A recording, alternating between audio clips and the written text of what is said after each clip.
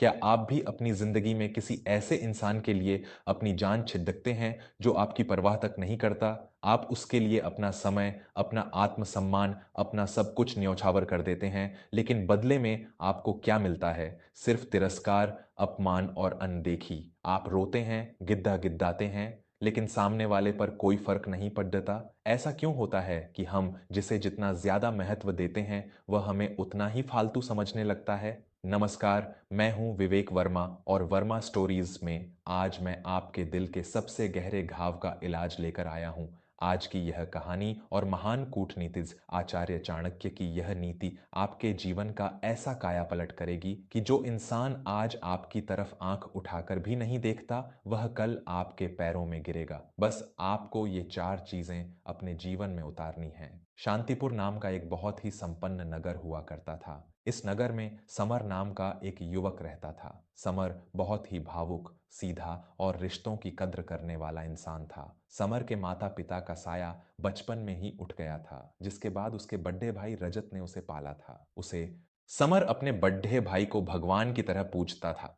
रजत का कपड़ों का एक बहुत बड़ा कारखाना था। समर उस कारखाने में एक मजदूर से लेकर मुनीम तक का सारा काम अकेले संभालता था। वह दिन रात पसीना बहाता, केवल इसलिए कि उसका भाई खुश रहे। लेकिन रजत और उसकी पत्नी दामिनी के मन में समर के लिए कोई प्रेम नहीं था। वे दोनों समर को सिर्फ एक मुफ्त का नौकर समझते थे। दामिनी का व्यवहार तो समर के प्रति बहुत ही कड़वा और अपमानजनक था। समर की अपनी कोई जिंदगी नहीं थी। वह जब भी थका हारा घर आता, दामिनी उसे ताने मारती और रजत हमेशा उसे नीचा दिखाता। एक दिन रजत के कारखाने में एक बहुत बद्धा विदेशी सौदा होने वाला था। उस सौदे के लिए दूसरे राज्य से कुछ बहुत ही बद्दे और नामी व्यापारी शांतिपुर आने वाले थे।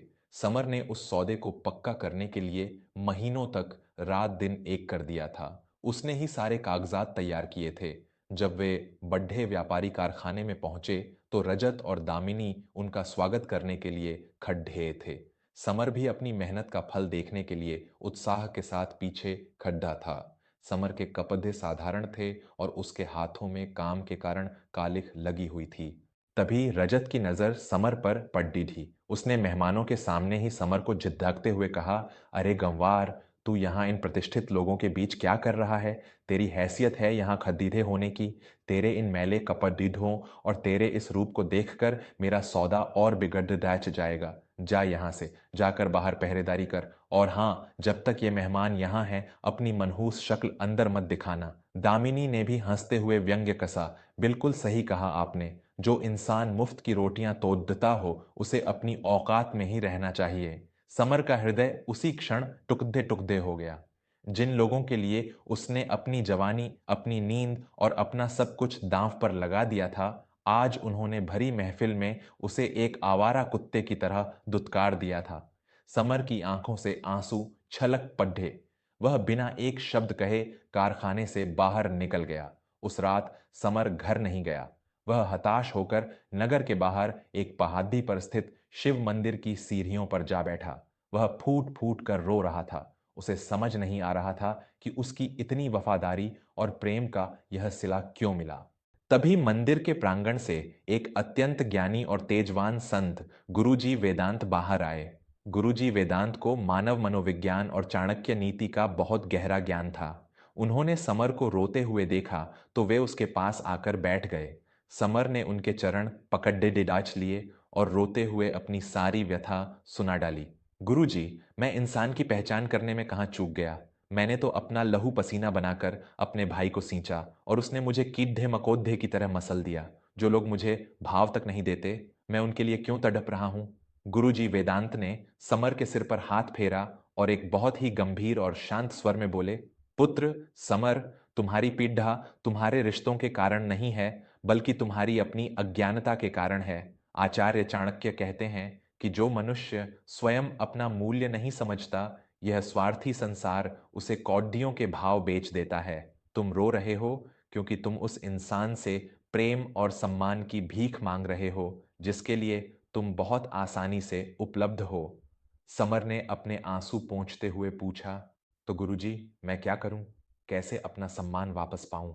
गुरुजी, वेदांत की आंखें तेज से चमक उठीं। उन्होंने कहा, आचार्य चाणक्य ने मनुष्य का खोया हुआ सम्मान वापस पाने और अहंकारी लोगों का सिर झुकाने के 4 अचूक नियम बताए हैं। पुत्र, यदि तुम आज, अभी और इसी क्षण से इन 4 नियमों को अपने जीवन में उतार लो, तो मैं तुम्हें वचन देता हूं कि जो लोग आज तुम्हें भाव नहीं दे रहे हैं, कल वे तुम्हारे पैरों में गिरकर तुमसे समय मांगेंगे। समर ने हाथ जोड़कर कहा, हे गुरुदेव, मेरे अज्ञान के अंधकार को दूर करें। मैं आपके बताए हर मार्ग पर चलने को तैयार हूं। गुरुजी, वेदांत ने अपना उपदेश देना आरंभ किया। सुनो पुत्र, आचार्य चाणक्य द्वारा बताया गया पहला नियम है, अपनी उपलब्धता को तुरंत समाप्त कर दो। यह इस संसार का सबसे बड़ा सत्य है कि जो चीज मुफ्त में और हर समय मिलती है, उसकी कद्र कोई नहीं करता। पानी जीवन देता है, लेकिन वह मुफ्त है, इसलिए लोग उसे व्यर्थ बहाते हैं। वहीं हीरा किसी की प्यास नहीं बुझाता, लेकिन वह दुर्लभ है, इसलिए लोग उसे तिजोरी में रखते हैं। तुम रजत और दामिनी के लिए हर समय हाजिर रहते हो, तुम्हारी कोई अपनी सीमा नहीं है। जब तुम हर ताने को सहकर भी उनका काम करते हो, तो उन्हें लगता है कि तुम्हारी कोई इज्जत नहीं है। आज से उनके लिए हाजिर रहना बंद करो। अपनी अहमियत जताने के लिए तुम्हारी अनुपस्थिति ही तुम्हारा सबसे बड़ा हथियार है। समर ध्यान से सुन रहा था। उसे समझ आ रहा था कि उसने खुद को कितना सस्ता बना लिया था। गुरुजी ने आगे कहा, दूसरा नियम, अपनी भावनाओं पर नियंत्रण रखो और अपनी योजनाएं गुप्त रखो। चाणक्य कहते हैं कि जब कोई तुम्हारा अपमान करे, तो रोना या सफाई देना तुम्हारी सबसे बड़ी कमजोरी है। जब तुम सामने वाले को यह दिखाते हो कि उसकी बातों से तुम्हें दुख पहुंचा है, तो तुम उसे अपने ऊपर और भी ज्यादा हावी होने का अधिकार दे देते हो। मौन रहना सीखो। तुम्हारे आंसुओं से किसी को कोई फर्क नहीं पड़ जाता। अपनी पीड़ा, अपनी भावनाएं और तुम भविष्य में क्या करने वाले हो, यह बातें कभी किसी को मत बताओ। एक रहस्यमयी इंसान बनो, क्योंकि लोग उस इंसान से डरते हैं जिसे वे पार नहीं सकते। तीसरा नियम, गुरुजी का स्वर अब और भी भारी हो गया। अपने कौशल को निखारो और आर्थिक रूप से अत्यंत मजबूत बनो। पुत्र समर, यह कलयुग है। यहां इंसान से ज्यादा उसके धन और उसके पद का सम्मान होता है। रजत तुम्हें इसलिए नीचा दिखाता है क्योंकि उसे लगता है कि तुम उसके टुकड़ों पर पल रहे हो और तुम्हारे पास अपना कुछ नहीं है। तुम्हारी मेहनत से वह अमीर बन रहा है और तुम वहीं के वहीं हो। आज से अपनी ऊर्जा दूसरों का महल बनाने में नहीं, बल्कि अपनी खुद की नींव खड़ी करने में लगाओ।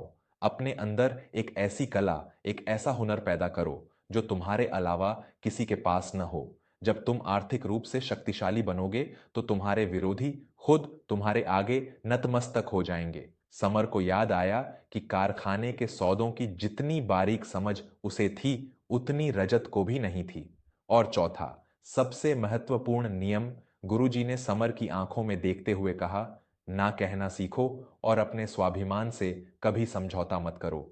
जिस रिश्ते में तुम्हारे आत्मसम्मान की बलि मांगी जा रही हो, वह रिश्ता जहर के समान है। जो इंसान तुम्हारी कद्र नहीं करता, उससे दूरी बना लेना ही सबसे उत्तम मार्ग है।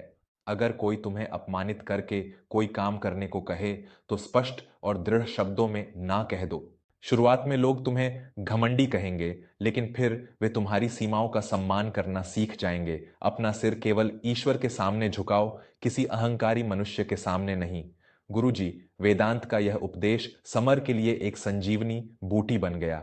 उसके मन का सारा दुख, सारा मोह अब समाप्त हो चुका था। उसकी आंखों में अब आंसू नहीं, बल्कि एक दृढ़ संकल्प की चमक थी। उसने गुरुजी के चरण स्पर्श किए और वहां से एक नया इंसान बनकर लौटा। उस रात समर घर तो गया, लेकिन उसने किसी से कोई बात नहीं की। अगली सुबह जब रजत ने हमेशा की तरह समर को चिल्लाकर कोई काम करने का आदेश दिया, तो समर ने अपना सामान बांधा और शांति से रजत के सामने खड़िदा हो गया। आज से मेरा और इस घर का नाता टूट गया है। आप अपने कारखाने का काम खुद संभाल लीजिए, मैं जा रहा हूं। समर ने बिना किसी भाव के अत्यंत शांत स्वर में कहा। रजत जोर से हंसा। अरे जा, 2 दिन में भीख मांगता हुआ वापस यहीं आएगा। तेरे जैसे अनाथ को मेरे अलावा कौन रखेगा? समर ने कोई जवाब नहीं दिया। उसने चाणक्य के दूसरे नियम का पालन किया, पूर्ण मौन। वह चुपचाप वहां से निकल गया और नगर के दूसरे छोर पर एक छोटा सा कमरा किराए पर ले लिया। समर को कारखाने के कच्चे माल और बाजार की बहुत गहरी समझ थी। उसने अपनी छोटी सी जमा पूंजी से कपड़ेडीहों की दलाली और छोटे स्तर पर व्यापार शुरू किया। वह दिन रात खामोशी से काम करता रहा। उसने अपनी योजनाएं किसी को नहीं बताईं।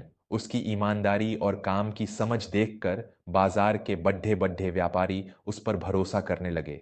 देखते ही देखते समर का काम चल पड़ा। उसने अपना खुद का एक छोटा सा कारखाना खोल लिया।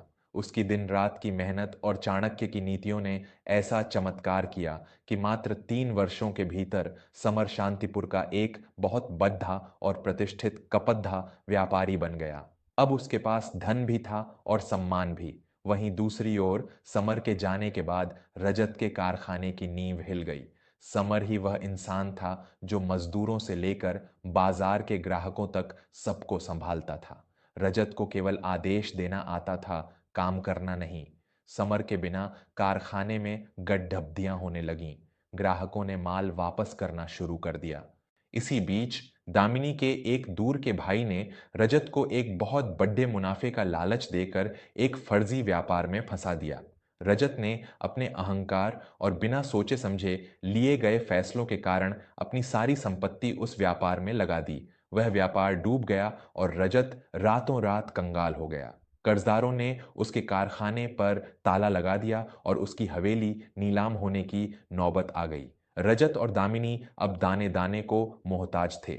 उनके वे सारे घमंडी दोस्त और रिश्तेदार उनका साथ छोड़ गए थे। एक दिन रजत को पता चला कि शांतिपुर के सबसे बड़े सेठ ने उसका कारखाना कर्जदारों से खरीद लिया है और वह सेठ अब उसे हवेली से भी बेदखल करने वाला है। रजत अपनी पत्नी दामिनी के साथ रोता हुआ और गिद्दाता हुआ उस बद्दे सेठ के कार्यालय पहुंचा।